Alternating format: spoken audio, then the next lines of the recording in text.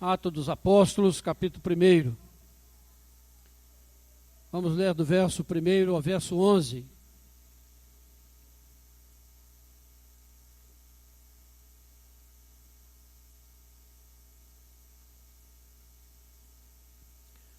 Atos 1, de 1 a 11.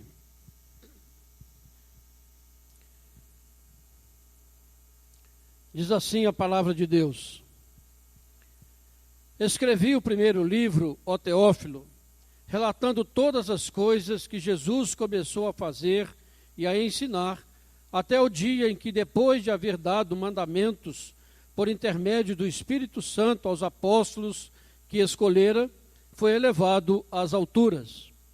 A estes também, depois de ter padecido, se apresentou vivo com muitas provas incontestáveis, aparecendo-lhes durante 40 dias e falando das coisas concernentes ao reino de Deus. E comendo com eles, determinou-lhes que não se ausentassem de Jerusalém, mas que esperassem a promessa do Pai, a qual disse ele: de mim ouvistes. Porque João, na verdade, batizou com água, mas vós sereis batizados com o Espírito Santo, não muito depois destes dias. Então, os que estavam reunidos lhe perguntaram: Senhor, será este o tempo em que restaures o reino a Israel? Respondeu-lhes: Não vos compete conhecer tempos ou épocas que o Pai reservou para sua exclusiva autoridade, mas recebereis poder ao descer sobre vós o Espírito Santo, e sereis minhas testemunhas, tanto em Jerusalém, como em toda a Judéia e Samaria, e até aos confins da terra. Dita estas palavras, foi Jesus elevado às alturas à vista deles, e uma nuvem o encobriu dos seus olhos. E estando eles com os olhos fitos no céu, enquanto Jesus subia, eis que 2 varões vestidos de branco se puseram ao lado deles e lhes disseram: Varões galileus, por que estáis olhando para as alturas? Esse Jesus que dentre vós foi assunto ao céu, virá do modo como vistes subir. Amém. Nós somos cristãos, afirmamos isso com toda a nossa força, e isso nos distingue de seguidores de outras religiões. E nós vivemos num mundo onde há uma infinidade de religiões, em todos os lugares, em todos os continentes. Você conhece diversos tipos de cultos, de religiões, muitos seguidores, muitas pessoas andando segundo as normas de uma religião, mas nós nos afirmamos que nós somos cristãos. Na semana passada, o cristianismo lembrou-se da morte, da ressurreição de Jesus Cristo. E agora nós estamos aqui lendo um texto que fala da ascensão de Jesus, da volta de Jesus ao céu. Então essas são características da nossa fé cristã. E nós afirmamos que o cristianismo é superior às demais religiões, que o cristianismo oferece o único caminho para a salvação do ser humano, que não existe outra maneira, que nenhuma religião pode levar alguém a reconciliar-se com Deus, que Jesus Cristo é de fato o Filho de Deus que veio a este mundo. Sem dúvida, essa é uma afirmação antipática, soa mal aos ouvidos pós-modernos, aos ouvidos daqueles que acham que a religião é uma questão secundária, não é importante, daqueles que acham que todos os caminhos levam a Deus. É uma religião que alguém pode dizer que é fruto do orgulho, que é preconceituosa. Pode-se dizer muitas coisas a este respeito. Mas nós temos fortes razões para defender esse ponto de vista, porque o cristianismo, ele é baseado em fatos históricos. A ressurreição de Jesus é um fato histórico. Lucas diz aqui nesse texto que ele apareceu vivo com muitas provas incontestáveis. Lucas relatou, né, o primeiro livro, e ele diz aqui desse livro: escrevi o primeiro livro, ó Teófilo, e depois ele escreve esse livro chamado Atos dos Apóstolos. E ele aqui vai falando de certos acontecimentos históricos, certos fatos que se deram dentro da história da humanidade, num tempo específico, datado. E o cristianismo, então, tem essas características de afirmar certas coisas que estão além da imaginação do homem. Um Deus que morre numa cruz para salvar pecadores. Aonde você ouviu isso? Onde você ouve isso? Você só ouve de deuses que são poderosos, que são cheios de vontade, que os seres humanos precisam fazer alguma coisa para agradá-lo. Mas o cristianismo veio e fala de um Deus que veio até nós, de um Deus que busca o perdido, de um Deus que deixa a sua glória. São coisas que não cabem na mente do ser humano, estão além da nossa compreensão. E, acima de tudo, afirma a ressurreição dos mortos. Alguém venceu a morte. E ninguém mais, em lugar nenhum do mundo, você encontra uma religião que tenha pretensão, ou que tem a prova incontestável de que o seu líder ressuscitou da forma como Jesus ressuscitou. Então são fatos assim que dão muita substância ao cristianismo. Há pessoas que seguem, que acreditam numa reencarnação, mas não há uma prova histórica de que isso tenha acontecido alguma vez. Não há nenhuma prova. Mas as pessoas continuam achando que isto é um fato, quando isso não é um fato comprovado historicamente, como é a ressurreição de Jesus Cristo. E Lucas, como eu já disse, no primeiro livro, ele disse que ele empreendeu uma pesquisa muito profunda, ele checou os fatos, ele buscou as testemunhas. Ele era um homem que tinha uma formação acadêmica, grega. Ele fez uma pesquisa acurada sobre a pessoa de Jesus Cristo e relatou no Evangelho e relatou aqui nesse livro de Atos dos Apóstolos. E aqui nesse texto que nós lemos, ele apresenta 3 fatos que realmente diferenciam o cristianismo de tudo mais. Primeiro, ele fala da ressurreição. Ele diz que depois de ter padecido, e ele relatou o padecimento de Jesus no primeiro livro, sob Pôncio Pilatos, governador romano. E ele aqui então fala que Jesus se apresentou vivo, com muitas provas incontestáveis. Alguém poderia ter contestado Lucas, porque quando ele escreveu esse livro, né, poderiam haver pessoas que teriam provas contrárias, mas isso não foi relatado. E isso, irmãos, é uma coisa que deveria nos assustar todos os dias. Falar de ressurreição deveria mexer com a gente muito mais do que mexe. A gente fala em ressurreição e parece que nós estamos falando do almoço de hoje de manhã. Porque a ressurreição é algo extraordinário. Ela tem que moldar o nosso viver. Mas Lucas relata aqui um outro evento. No verso 8, ele fala, Jesus faz uma promessa aos seus discípulos, dizendo que eles receberiam poder ao descer sobre eles o Espírito Santo. No verso 5 já havia dito que eles seriam batizados com o Espírito Santo. E se você ler o capítulo 2 de Atos, cerca de 10 dias depois dessa promessa, o Espírito Santo foi derramado sobre muita gente ali em Jerusalém no dia de Pentecoste. Esse é outro evento extraordinário, porque a partir desse momento,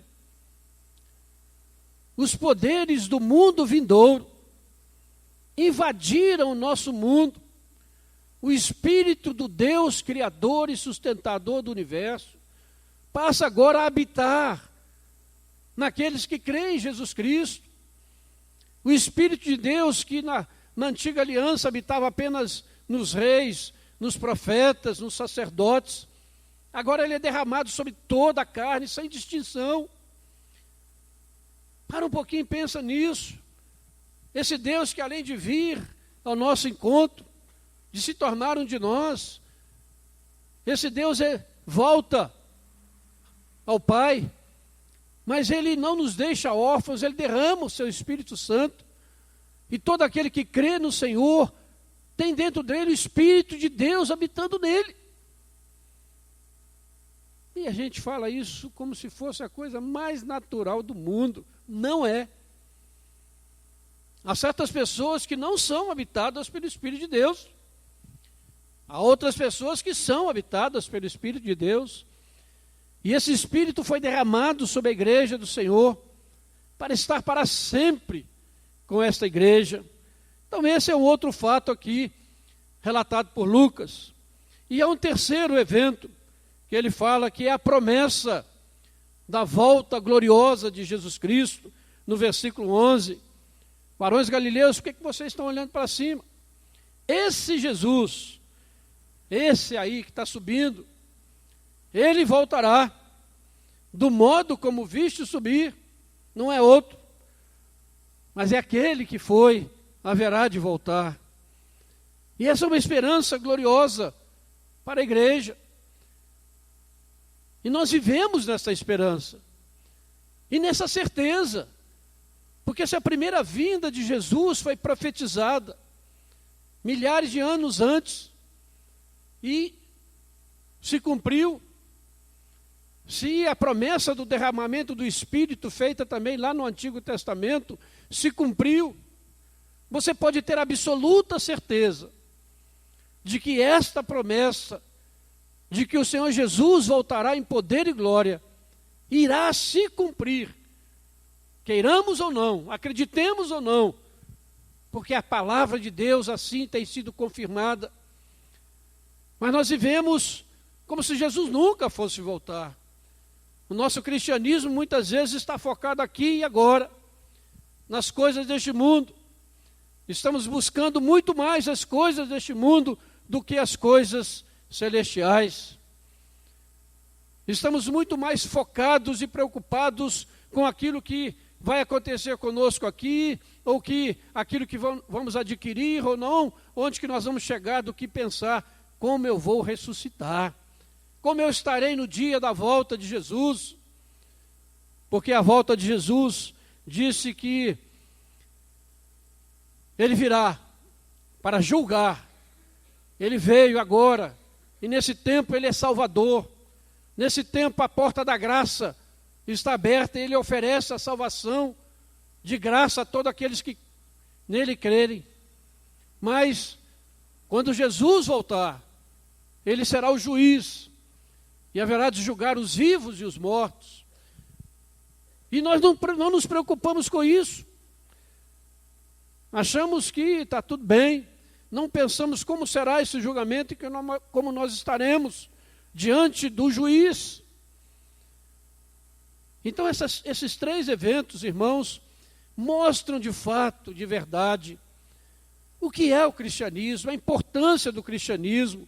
Mostram que o cristianismo não é uma tentativa do homem de chegar a Deus, mas mostra que o cristianismo é um Deus que vem buscar o homem, que o cristianismo é Deus em busca do pecador, é uma religião revelada na palavra de Deus, que não é fruto do trabalho intelectual de um grupo de pessoas, mas é fruto da revelação do Espírito Santo ao coração e à mente de homens santos que escreveram esta palavra, a qual nós devemos crer e confiar, porque é a revelação de Deus. 3 eventos. 2 já aconteceram. 1, com certeza, irá acontecer. Mas nesse tempo presente que nós estamos vivendo, entre a primeira e a segunda volta de Jesus, segunda vinda, Deus tem chamado a sua igreja para testemunhar estes fatos. E aqui nós temos essa palavra, diz que nós precisamos ser testemunhos dessas verdades. E aqui fala, recebereis poder ao descer sobre vós o Espírito Santo. Infelizmente muitos têm deturpado esse significado de poder e têm tido uma religião focada no ser humano, e esse poder apenas é visto como uma capacitação para eu fazer coisas extraordinárias, de eu ter poderes que não são comuns ao ser humano, e as pessoas às vezes ficam buscando esse tipo de poder, quando a Bíblia não fala desse tipo de poder, e às vezes a pessoa quer esse poder para manipular os outros, para se colocar numa posição de destaque, para ser admirada. Mas a palavra aqui é muito poderosa. Jesus disse: recebereis poder e sereis minhas testemunhas. Esse poder é dado para que nós possamos testemunhar esses fatos históricos reais que aconteceram um dia na história da humanidade.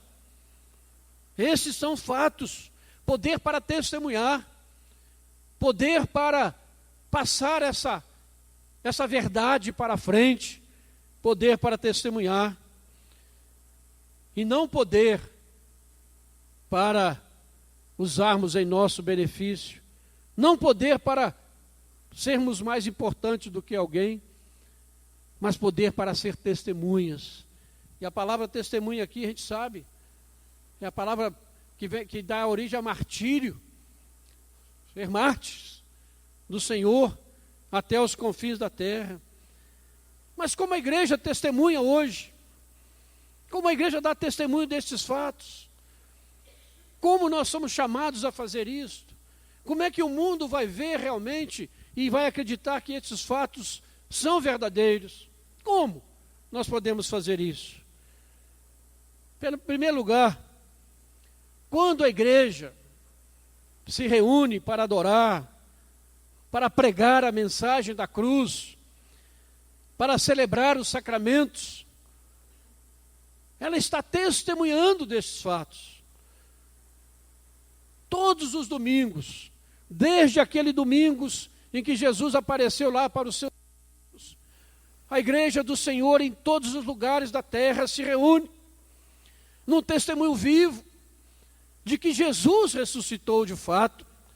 Pense bem, irmãos, quando você sai da sua casa, vem para este templo ou para um templo onde você vai adorar, você está mostrando ao mundo que Jesus Cristo ressuscitou dentre os mortos, que você vai adorá-lo, que você vai se juntar a irmãos que têm essa mesma fé, essa mesma esperança.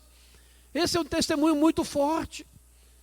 Infelizmente a gente não vê isso e às vezes nós desprezamos este momento. Paulo diz que nós não devemos deixar de nos congregar, porque quando a igreja se congrega, ela está testemunhando a ressurreição de Jesus Cristo, está testemunhando que tem um povo na terra que é habitado pelo Espírito Santo de Deus, que é diferente. Que coisa maravilhosa. Esses simples atos da gente vir ao templo é um testemunho eloquente.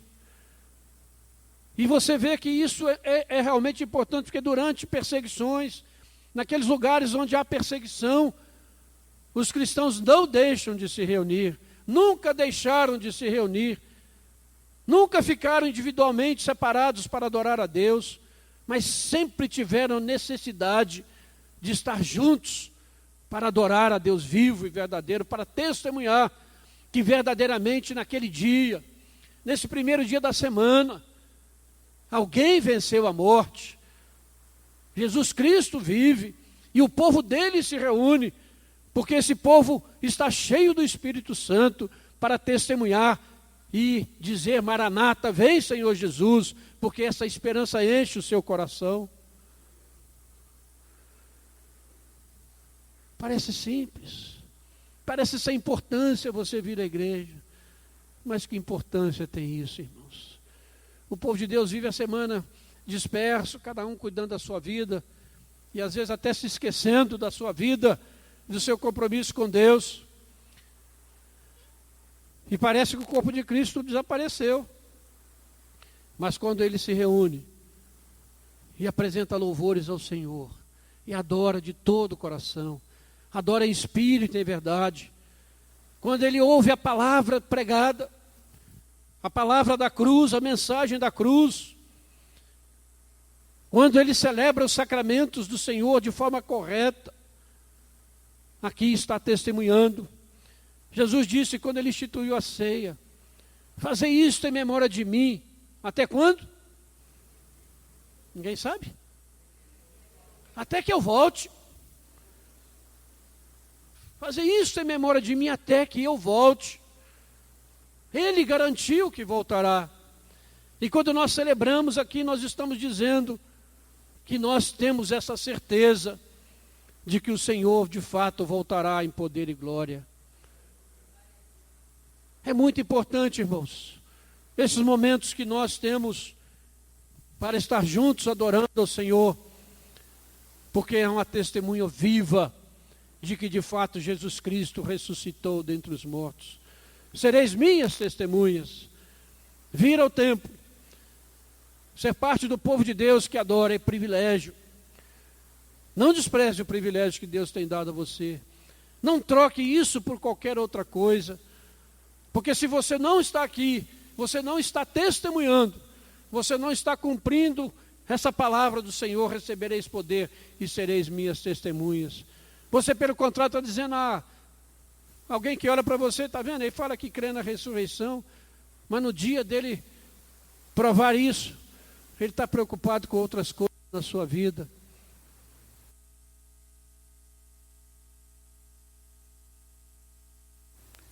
Está preocupado com outras coisas, se esquecendo do principal, do primordial, que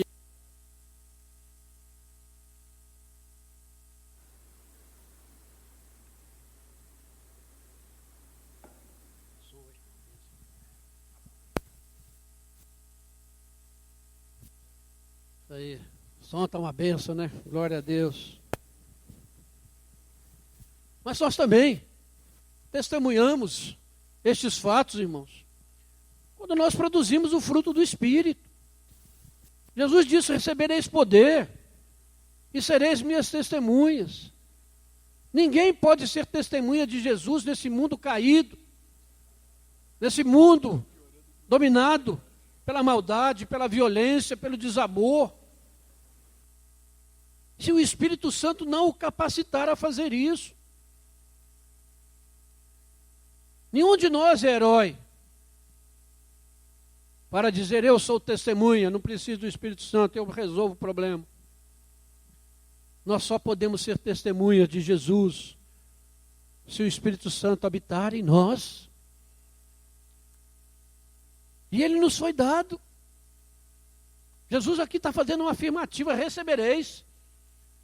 Ele não disse que ia pensar, que ia talvez derramar, ele disse: vocês vão receber. Vocês vão receber. Vocês vão ser minhas testemunhas. E como nós podemos testemunhar isso, irmã? Produzindo o fruto do Espírito. Não são os dons espirituais que vão nos distinguir. É o caráter. É o caráter moldado pela palavra de Deus. É o caráter de um cristão formado e forjado nas lutas desta vida, que vão tornar o cristão diferente. Muita gente cheia de tantos dons são pessoas sem caráter, que envergonham o Evangelho do Senhor. Mas quando o Senhor disse que nós seremos testemunhas dele, e que nós receberemos poder para produzir o fruto do Espírito. Você conhece o fruto do Espírito? Amor, alegria, paz, longanimidade, benignidade, bondade, mansidão, domínio próprio, fé. Está vendo? Tantas coisas que nós precisamos produzir. E nós estamos capacitados a produzir, se o Espírito Santo habita em nós. Agora, que é o que nós estamos produzindo para este mundo? Que testemunho nós temos dado? Será que quando alguém olha para o nosso testemunho, vê se não, de fato Cristo ressuscitou? Esse é um fato histórico. Tem um povo ali que se reúne. De fato, esse povo é habitado pelo Espírito de Deus, porque ele produz o fruto do Espírito. Como tem sido o nosso testemunho diante do Senhor? E também a certeza de que Jesus Cristo voltará para julgar os vivos e os mortos. Isso com toda certeza irá moldar o nosso testemunho, irá moldar a vida da igreja em santidade, em comunhão. Se o Espírito que habita em nós é santo, nós seremos santos, separados, diferentes. Hoje nós tentamos ser muito iguais ao mundo, estamos tentando ser iguais em tudo, para ver se a gente atrai o mundo. Isso é uma estratégia maligna, porque quanto mais igual ao mundo a igreja se torna, menos autoridade ela tem. Mas quando ela é santa, separada, consagrada ao Senhor, não é viver num gueto. Quando a gente fala de santidade, não é ser aquele super santo, mas viver em santidade é ser sal e luz no mundo. É fazer a diferença onde nós habitamos, onde nós convivemos. Alguém saber que realmente nós temos um compromisso com um Deus vivo e verdadeiro, um Deus que ressuscitou, um Deus que habita em nós, um Deus que voltará em glória. Não adianta ser santo separado, não adianta ser santo dentro de uma comunidade, mas Deus nos chama a estarmos no mundo sem sermos do mundo, a sermos verdadeiras testemunhas de Jesus Cristo.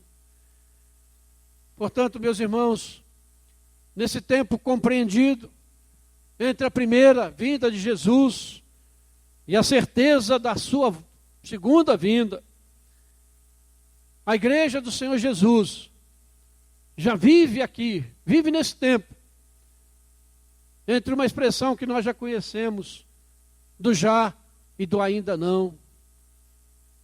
O reino de Deus já está presente, porque o derramamento do Espírito Santo é a prova cabal de que Jesus de fato está entronizado à direita de Deus Pai. E o reino de Deus chegou, mas ainda não na sua plenitude. Ele será consumado na volta do Senhor. A Bíblia diz que nós já temos vida eterna, mas ainda não na plenitude que iremos desfrutar com o Senhor. A Bíblia diz que nós já somos salvos hoje, aqui e agora, mas ainda não somos aquilo que haveremos de ser quando o Senhor se manifestar. Já e ainda não. A igreja vive nessa tensão daquilo que ela já é em Cristo Jesus.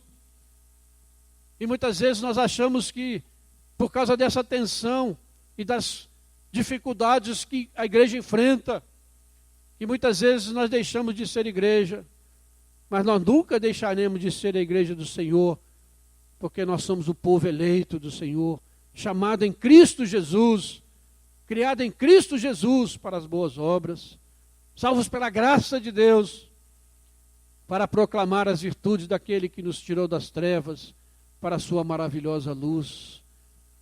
Irmãos, que coisa maravilhosa nós somos. Que coisa maravilhosa é a igreja do Senhor. Recebereis poder e sereis minhas testemunhas.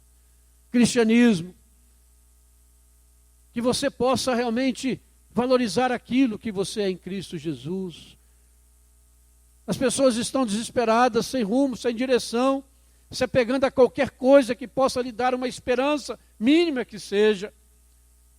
Quando você, como cristão, pode ter uma certeza, pode ter uma confiança de que aquilo que a palavra de Deus diz, de que aquilo que nós temos pregado, que aquilo que a palavra de Deus tem nos dado, é a verdade absoluta de Deus. Há uma verdade. E essa verdade significa isto: Jesus Cristo morreu pelos nossos pecados e ressuscitou para a nossa justificação. Esta é uma verdade absoluta. Que o salário do pecado é a morte, mas o dom gratuito de Deus é a vida eterna em Cristo Jesus. São verdades absolutas que Cristo Jesus ressuscitou com provas incontestáveis. Há uma verdade absoluta de que o Espírito Santo foi derramado sobre a igreja uma vez por todas, de ele está na vida da igreja e continua sendo derramado hoje na vida daqueles que confessam o Senhor, não para proveito próprio, não para orgulho, mas para ser mártir, para ser testemunha, para ir aos confins da terra, levando essa mensagem redentora àqueles que ainda não conhecem e não têm esperança, porque há um só caminho, e a igreja precisa ir anunciar isto. E vamos viver, irmãos, na certeza de que num piscar de olhos, num tempo que nós não sabemos definir, se será breve ou longo, mas num tempo determinado da história, como foi na primeira vinda de Jesus Cristo, os céus se abrirão. Os céus se abrirão. E o Senhor Jesus voltará em poder e glória. Quantos de nós estaremos preparados para isso? Ou se Ele não voltar no nosso período de vida, talvez se Ele não voltar dentro de 50 anos, 60 anos, talvez poucos de nós estejamos aqui, né? Vamos nos encontrar com Ele. Não tem escapatória. Ou você vai encontrar com Ele, ou Ele vem te buscar.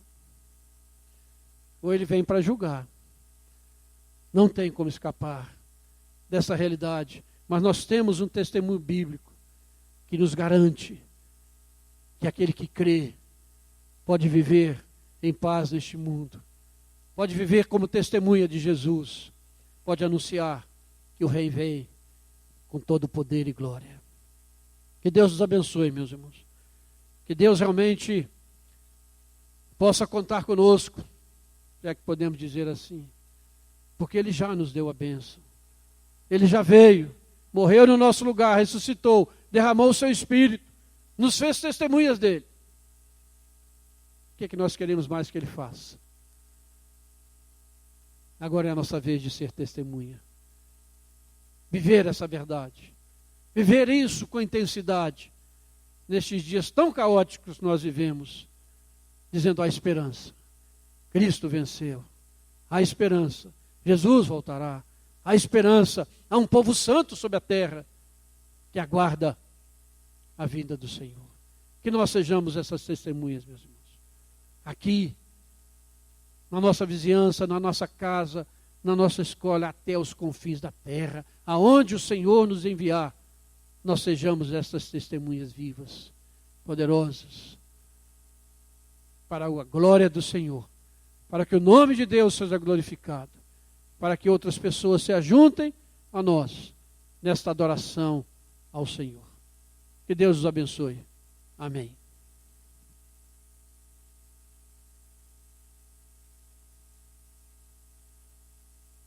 Vamos orar? Senhor Deus, muito obrigado, Senhor, que a Tua palavra é viva, poderosa. Muito obrigado, Senhor, porque nós podemos pregar essa palavra, anunciar essa palavra, podemos crer nessa palavra, Senhor. Obrigado, Senhor, por essa grande vocação que o Senhor nos deu, por esse grande privilégio, Senhor, de sermos tuas testemunhas, ó Pai. Testemunhas de fatos verídicos, ó Pai. Testemunhas de fatos históricos. Nós não somos chamados a testemunharmos de uma ideia, de uma filosofia, de uma utopia. Nós somos chamados a testemunhar de fatos históricos, ó Pai. Porque um dia o Senhor venceu a morte. Ó Deus, não há nada tão grande como isso neste mundo. Ó Pai, que a tua igreja seja despertada por este fato. E possamos viver realmente, Deus, diante da perspectiva e dessa verdade de que Jesus Cristo venceu a morte. E que nós precisamos, ó Deus, testemunhar desta verdade. Obrigado, Senhor, porque apesar de toda a nossa indignidade, todo o nosso pecado, o Senhor um dia nos amou com um amor eterno, nos fez conhecer a graça do Senhor em Cristo Jesus, perdoou os nossos pecados, ó Pai. E, ó Deus, nos deu o Teu Espírito para habitar em nós, ó Pai. Ó Deus, que coisa maior nós queremos querer nesse mundo, do que ser habitado pelo Espírito de Deus, Santo Criador de todas as coisas. Ó Deus, que a Tua igreja se desperte para isso, para essa grandiosidade do Teu amor, Pai, da Tua misericórdia, em condescender e habitar em pecadores como nós, ó Pai. Que sejamos testemunhas, ó Pai, do Senhor. Ó Deus, e que sejamos testemunhas de que o mundo tem uma história e tem um Senhor da história.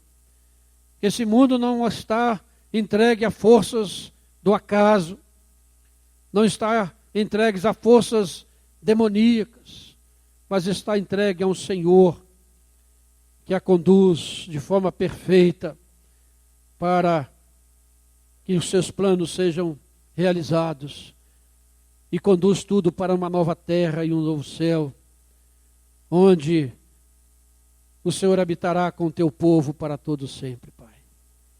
Ó Deus, que essas verdades, Senhor, possam entrar no coração da tua igreja, Pai. Ó Deus, em nome de Jesus, tira-nos, ó Pai, de uma religião vazia, de uma religiosidade, ó Pai, focada nesse mundo, Pai, que não pode nos oferecer nada a não ser a morte. Mas o Senhor nos oferece a vida abundante, vida eterna, Pai. Ó Deus, perdoa, Pai, o nosso pecado, Pai, a nossa negligência. Perdoa, Pai, a nossa incapacidade de crer nisso tudo, Senhor. Tem misericórdia de nós, Senhor. Perdoa-nos, ó Pai.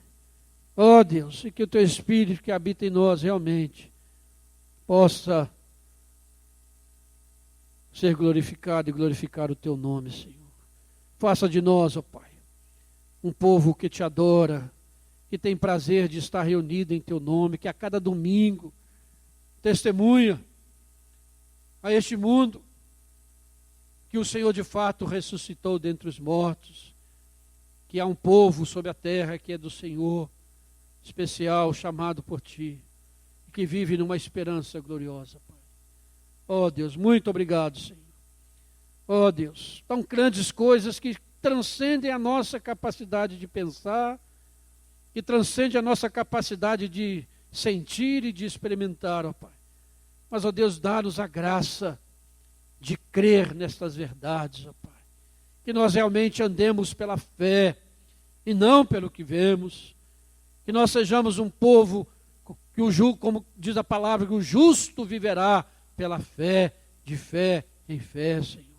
Ó Deus, que esta fé viva e vigorosa possa habitar no meio do Teu povo, Senhor. Ó Deus, muito mais do que sentimentos ou raciocínios, que a fé possa nos conduzir dia a dia, Pai. Ó Deus, muito obrigado, Senhor. Abençoa o Teu povo aqui, Senhor. Ó Deus, se aqui alguém ainda não conhece esta realidade, se aqui alguém ainda não entregou a sua vida a Jesus Cristo e confiou nele para todo sempre, ó Deus, sensibiliza este coração, Pai, para que também possa um dia dizer: Jesus Cristo é o Senhor da minha vida e eu vou viver para a glória dele. Oh Deus, toca nesses corações e toca no coração da tua igreja, Pai. Daqueles que se dizem filhos do Senhor, mas que às vezes estão vivendo tão distantes, tão envolvidos e imersos neste mundo, que têm deixado de enxergar a grandiosidade dessas verdades que nós expusemos aqui hoje, Pai. Oh Deus, em nome do Senhor Jesus e para a glória do teu nome, faze de nós testemunhas de Jesus, ó Pai. Em nome do Senhor Jesus nós oramos. Amém, Senhor. Amém. Glória a Deus.